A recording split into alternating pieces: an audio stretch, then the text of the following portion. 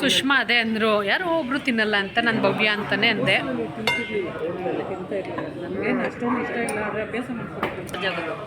ಹೆಂಗಿದೆ ಅಮ್ಮ ಸೂಪು ಸುಷ್ಮಾ? ನಮಸ್ತೆ, ಎಲ್ಲರೂ ಹೇಗಿದ್ದೀರಾ? ಐ ಹೋಪ್ ಎಲ್ಲರೂ ಚೆನ್ನಾಗಿದ್ದೀರಾ ಅಂತ ತಿಳ್ಕೊಂಡು ಇವತ್ತಿನ ವೀಡಿಯೋನ ಶುರು ಮಾಡ್ತಿದ್ದೀನಿ. ಇವತ್ತಿನ ವೀಡಿಯೋ ಬಂದು ಆಲ್ರೆಡಿ ನನ್ನ ಹಿಂದಿನ ವೀಡಿಯೋ ನೋಡಿರೋರಿಗೆ ಗೊತ್ತಿರುತ್ತೆ. ನಾವು 4 ಜನ ಯಾವಾಗಲೂ ಒಟ್ಟಿಗೆ ಇರ್ತೀವಿ ಅಂತಕ್ಕಂಥದ್ದು. ನಮ್ಮ 3 ಜನದ ಬರ್ತಡೇ ಆಗಿತ್ತು, ಸುಷ್ಮಂದು ಆಗಿರಲಿಲ್ಲ. ಇವತ್ತು ಸುಷ್ಮನ್ ಬರ್ತಡೇ, ಸೊ ಹಾಗಾಗಿ ಹೋಟೆಲ್ಗೆ ಹೋಗಿದ್ವಿ. ಆ ಬರ್ತಡೇ ವೀಡಿಯೋ ಕ್ಲಿಪ್ಪಿಂಗ್ಸ್ನ ನಾನಿಲ್ಲಿ ಶೇರ್ ಮಾಡಿದ್ದೀನಿ, ಬನ್ನಿ.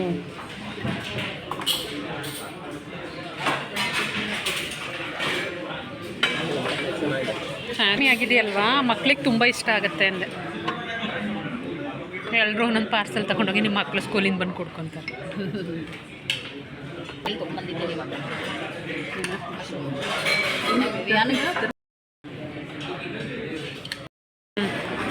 ತಿಂಗಳುಗಳು ನೋಡ್ಕೊಂಡು ಮಾಡ್ಕೊಳ್ಳಿ, ಅಲ್ಲಿಲ್ಲ ಅಂದರೆ ಬಿಟ್ಟಾಕಿ ಅವ್ರನ್ನ ಸರ್ವ್ ಮಾಡೋಕ್ಕೆ ಮಾಡಿ.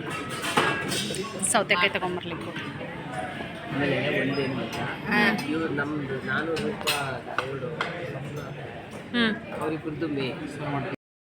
ನಾನು ಜೂನು, ಅದಕ್ಕೆ ಹೇಳೋದು 3 ಜನದ್ದು ಒಟ್ಟಿಗೆ ಸೇರಿಸಿ ಒಂದೇ ದಿನ ಮುಗಿಸ್ಕೊಬಿಡೋಣ ಅಂತ. ಎಷ್ಟು ಬಿಡಿ, ಎಷ್ಟು ದೂರಕ್ಕೆಲ್ಲ ಹೋಗ್ಬಿಟ್ಟು ಬಂದು ಒಂದೇ ದಿನ ಆದರೆ ಅಷ್ಟಕ್ಕೆ ಮುಗಿದ್ಬಿಟ್ಟು. ಹೌದು ಹೌದು. 3 days ಆದರೆ ಒಂಚೂರು. ಅದು ಏನಾಗಿದೆ ಗೊತ್ತಾ, ಇವಾಗ ಅವ್ರ ಅಪ್ಪ ತೀರ್ಕೊಂಡ್ರು ಅಂತ ಅಂದ್ಬಿಟ್ಟು ಅವಳು ಈ ಕಡೆ ಬರೋದೇ ಬಿಟ್ಬಿಟ್ಟ, ಬಂದೇ ಇಲ್ಲ. ದಿನ ಅವ್ರ ಅಮ್ಮನ ಮನೆಗೆ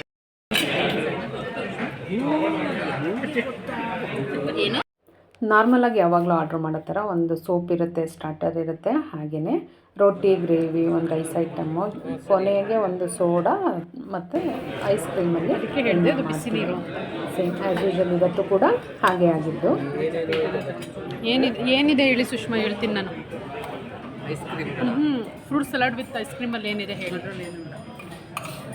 ಕಾಜು ಬಾದಾಮಿ ಇದೆ, special boundary, lover special, cricket special.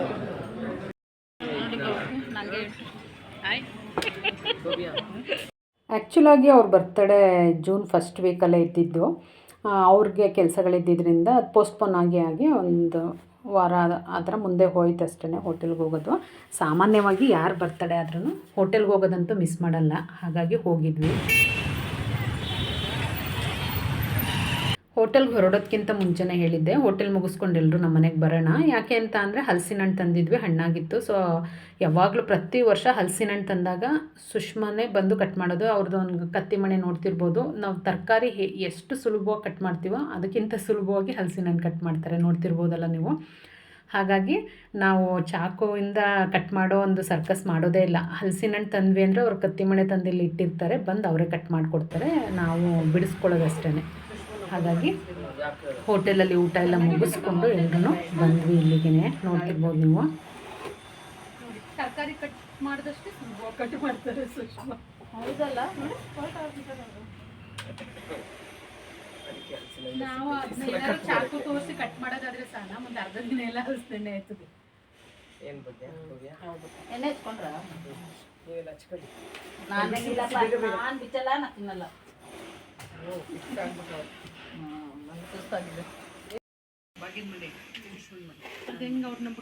ನಾನು ನೋಡಿ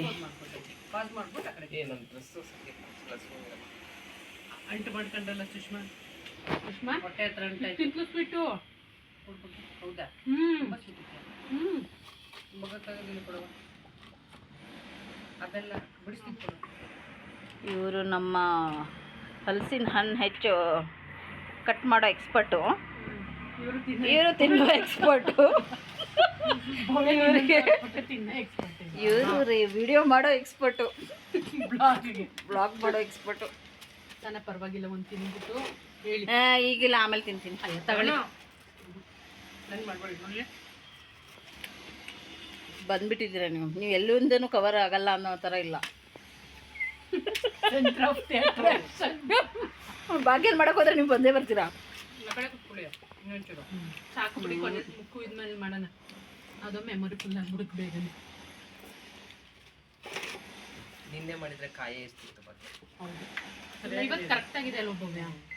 ಸಾಕು, ಸ್ವೀಟ್ ಇನ್ನೆಷ್ಟು ಸ್ವೀಟ್ ತಿಂತಾರೆ? ಸ್ವೀಟ್ ಇಲ್ಲ ಅಂತ ಸ್ವೀಟ್ ಇಲ್ಲ, ಸಾಕು. ಶುಗರ್ ಇದು ಬರುತ್ತೆ, ತಿನ್ನಬಾರ್ದು ಅನ್ನಂಗೆ ಏನಿಲ್ಲ, ತಿನ್ಕೊಳ್ಳೋದು. ಇದೆಲ್ಲ ಹಾಕ್ಬಿಟ್ಟು ಇಡ್ಲಿ ಮಾಡಿ ಮಾಡಿತ್ತು.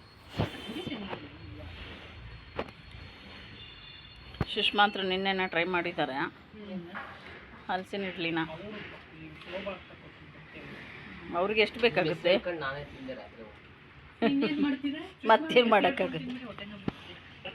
ಹೆಸರು ಹೇಳ್ಕೊಂಡು ಹೇಳಿ ತಿಂದ್ರೇನೆ ಹೊಟ್ಟೆ ನೋವು ಬರಲ್ಲ. ನನಗೆ ಎತ್ತಿತ್ತು ಇಟ್ಟೆ, ಅಂದರೆ ಇದ್ದಿದ್ದೆ 3 ಪೀಸು. ಆಯಿತು, ಒಬ್ರು 3 ಜನಕ್ಕೆ ಒಂದೊಂದು ಟೇಸ್ಟ್ ಕೊಡೋಣ ಅಂದ್ಬಿಟ್ಟು ಎತ್ತಿಟ್ಟು ಈ ಮನೆಯಾಗಿ ಹೋಗಿ ಮತ್ತೆ ತಗೊಬರ್ತಿದ್ದೆ. ಅಯ್ಯೋ, ಮಗನಿಗೆ ಮೇಲಿಂದ ಕ್ಯಾಚ್ ಅಂದ್ರೆ ಕೊಡ್ತಿದ್ದ. ಯಾರಿಗೂ ಇಲ್ಲ ಅವಾಗ, ನಿಮಗೂ ಇಲ್ಲ, ನನಗೂ ಇಲ್ಲ.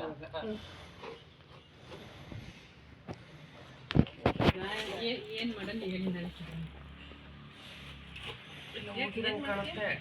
ಸಾಕಾ ಬಗ್ಗೆ? ಅದೇ ದಿನ ಸಂಜೆ ಡಿನ್ನರ್ಗೆ ಏನಾದರೂ ಮಾಡೋಣ ಅಂದ್ಬಿಟ್ಟು, ಉಪ್ಪಿಟ್ಟು ಮಾಡೋಣ ಅಂತ ಅಂದ್ಬಿಟ್ಟು ಎಲ್ಲ ರೆಡಿ ಮಾಡ್ಕೊಳ್ತಿದ್ದೆ, ನೋಡ್ತಿರ್ಬೋದು.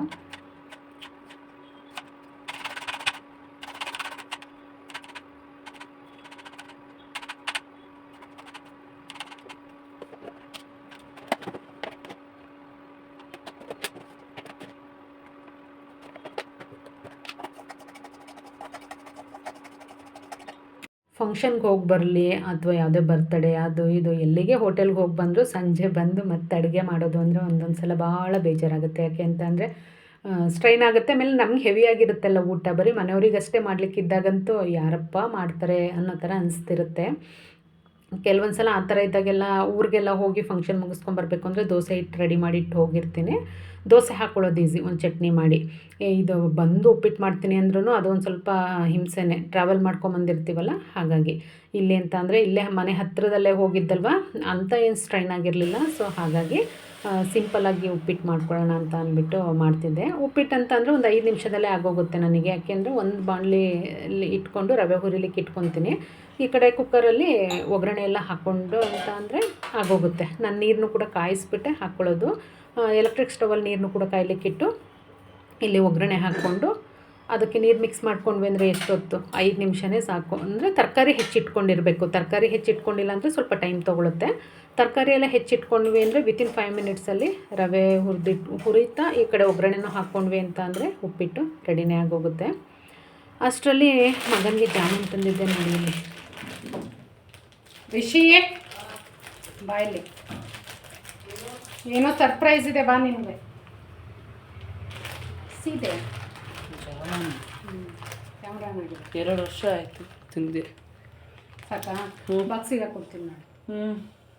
ಅಲ್ಲಿ ಹಂಗಾಗಿ ಎಲ್ಲೂ ಸಿಗಲ್ವಲ್ಲ ಇಲ್ಲಿ ಪ್ರಾವಿಷನ್ ಸ್ಟೋರಲ್ಲಿ ಅಂತ ಅಂದ್ಬಿಟ್ಟು ತೊಗೊಂಡ್ರೆ ಅಲ್ಲೆಲ್ಲ ಕೆಳಗಡೆ ತೊಗೊಂಡು ಬಂದು ಸಾಕು. ಎಲ್ಲ ಒಂದೇ ಸಲ ತಿನ್ಕೋಬೇಡ, ಓಕೆನಾ? ಅವನಿಗೆ ಜಾಮೂನ್ ಅಂದರೆ ಭಾಳ ಇಷ್ಟ. ಬಟ್ ಇಲ್ಲೆಲ್ಲೂ ಸಿಗೋಲ್ಲ ಬೆಂಗಳೂರಲ್ಲಿ, ಕೆಲವೊಂದು ಅಂಗಡಿಗಳಲ್ಲಿ ಅಷ್ಟೇ ಸಿಗುತ್ತೆ. ಸೊ ಹಾಗಾಗಿ ಸಿಕ್ಕಿದಾಗ ಮಿಸ್ ಮಾಡಿದೆ ತೊಗೊಂಡು ಬರ್ತೀನಿ. ಅದರಲ್ಲಿ ನಾವು ಊರಿಗೆ ಹೋದಾಗಂತೂ 100% ಸಿಗುತ್ತೆ ಪ್ರಾವಿಷನ್ ಸ್ಟೋರಲ್ಲಿ, ಅಲ್ಲಿ ಕೂಡ ತೆಗೆಸ್ಕೊಳ್ತಾನೆ. ಹಾಗಾಗಿ ತೊಗೊಬಂದಿದ್ದೆ. ಇದು ಬಂದು ಇವತ್ತಿನ ವೀಡಿಯೋ ಆಗಿತ್ತು. ವೀಡಿಯೋನ ಎಲ್ಲೂ ಕೂಡ ಸ್ಕಿಪ್ ಮಾಡಿದೆ ನೋಡಿದ್ದೀರಾ ಅಂತ ತಿಳ್ಕೊಂಡು ಇವತ್ತಿನ ವೀಡಿಯೋನ ಎಂಡ್ ಮಾಡ್ತಾ ಇದ್ದೀನಿ. ಟೈಮ್ ಸಿಕ್ಕಾಗ ವೀಡಿಯೋನ ಕೊನೆವರೆಗೂ ನೋಡಿ, ಲೈಕು ಕಮೆಂಟು ಶೇರ್ ಮಾಡೋದನ್ನು ಮರಿಬೇಡಿ. ತಪ್ಪದೆ ಚಾನಲ್ನ ಸಬ್ಸ್ಕ್ರೈಬ್ ಮಾಡ್ಕೊಳ್ಳಿ.